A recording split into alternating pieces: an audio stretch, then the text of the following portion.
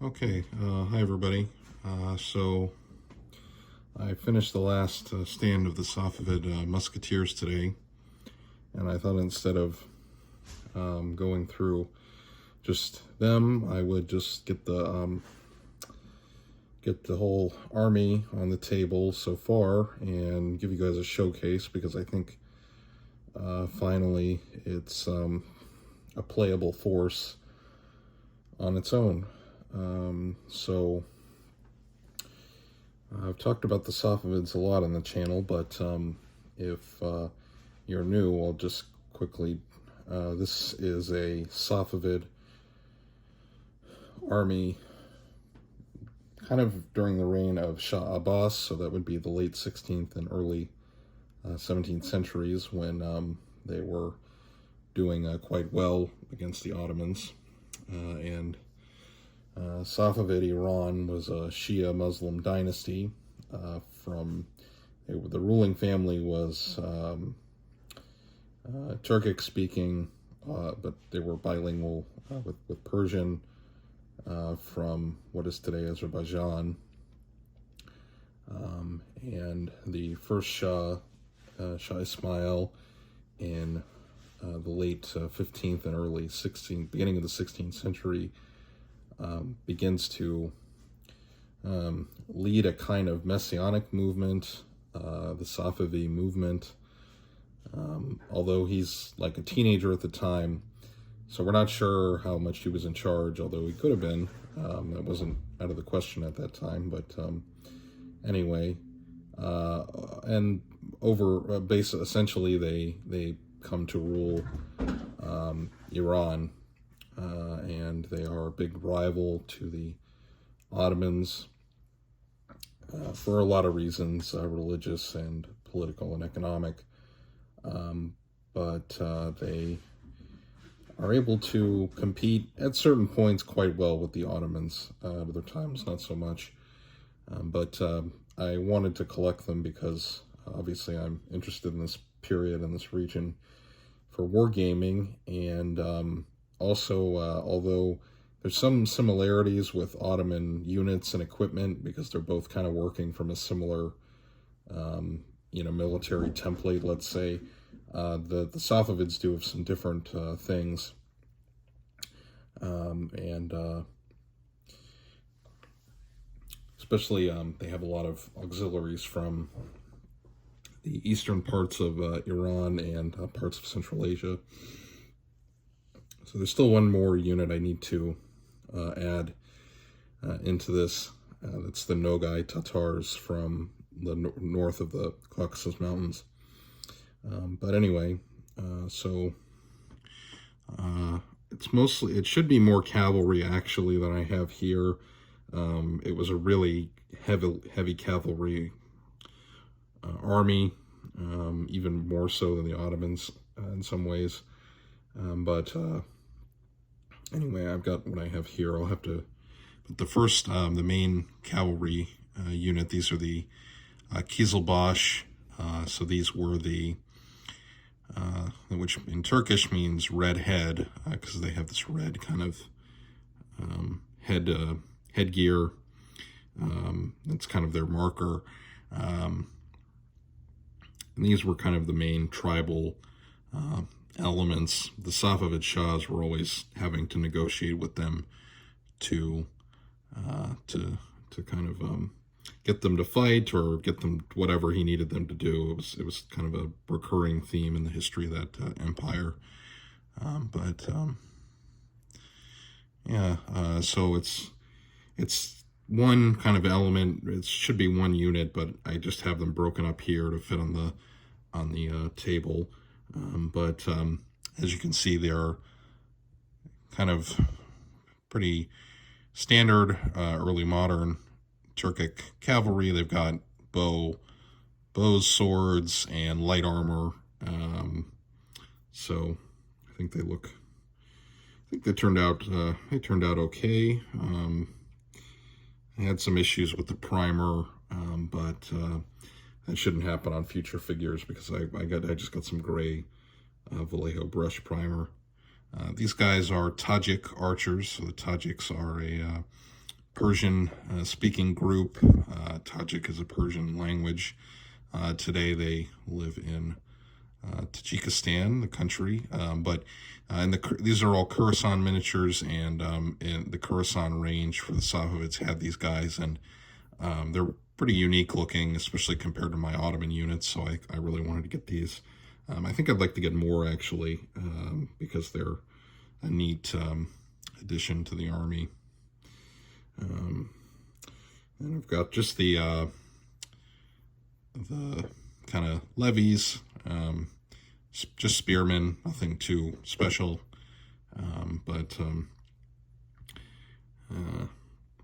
I did give these figures more uniformity than they would have in real life, but that's mostly because I just anticipate if I ever bring these to a convention game or something, or when I am moving again and figures get mixed up, I'd rather just have them, each group have some kind of identifiable color scheme so I can identify them quickly and put them away. But yeah, those are the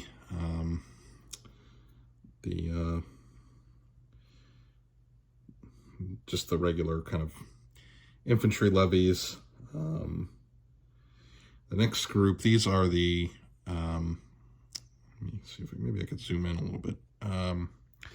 So the musketeers are these are the ghulams. So when Shah Abbas takes the throne, ghulam is an old Arabic word. It means slave, although, in this context, it was more like basically a conscripted soldier, like the Janissaries.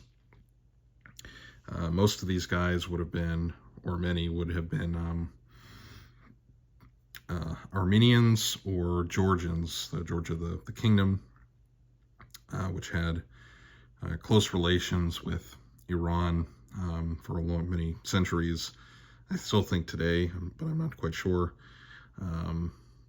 And they were Shah Abbas's attempt to kind of create his own type of Janissary, although it's not entirely successful. But they look really nice. They're really neat, and they did have a uniform, like a red uniform like this, and Khorasan has a picture on their website of one of them, which is really neat. And then I've since found another painting of a ghulam with this red kind of coat, kind of a dark red. And yeah, I think they look really cool. I like these guys a lot. I'm glad I painted them. And the next cavalry group, move the camera a little bit. So the next group of cavalry is, this is just another kind of light cavalry formation, except they have lances, but again, multiple weapons, and they've got these hats, the kolpaks, the wool caps. So these guys could be from kind of a colder climate. And I painted them in green just to give them some kind of color coordination for ease of play and storage. Okay.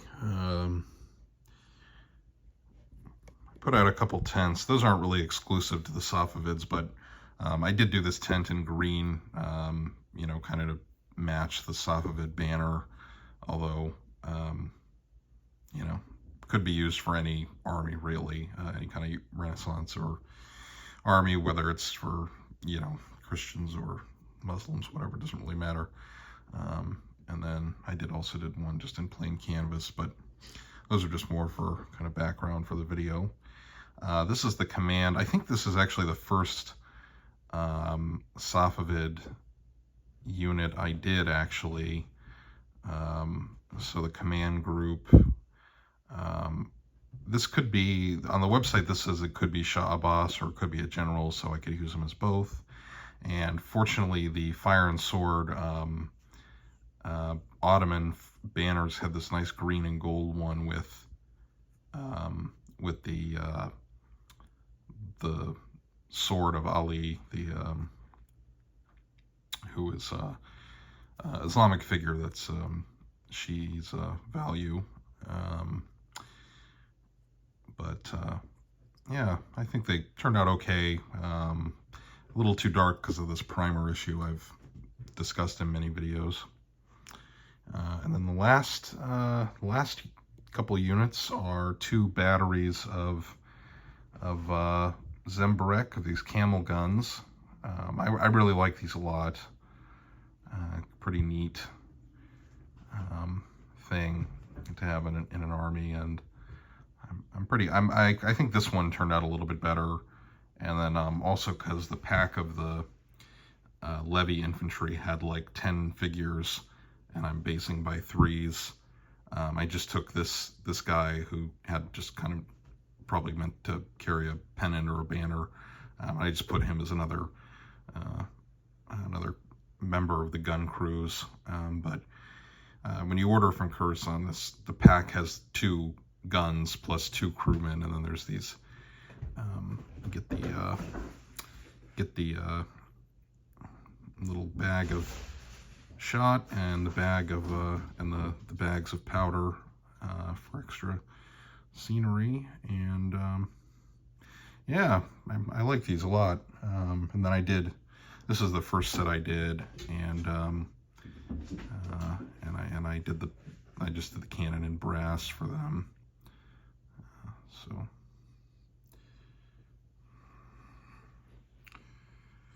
okay, so not much more to add, but this is the Army, and like I said, I think the stage it's at now, it's I think it's useful for like a company-sized skirmish game,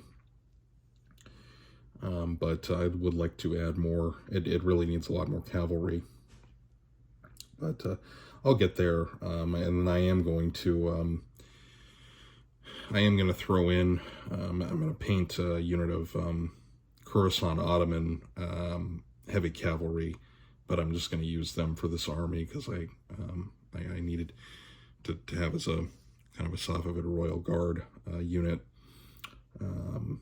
So yeah, that's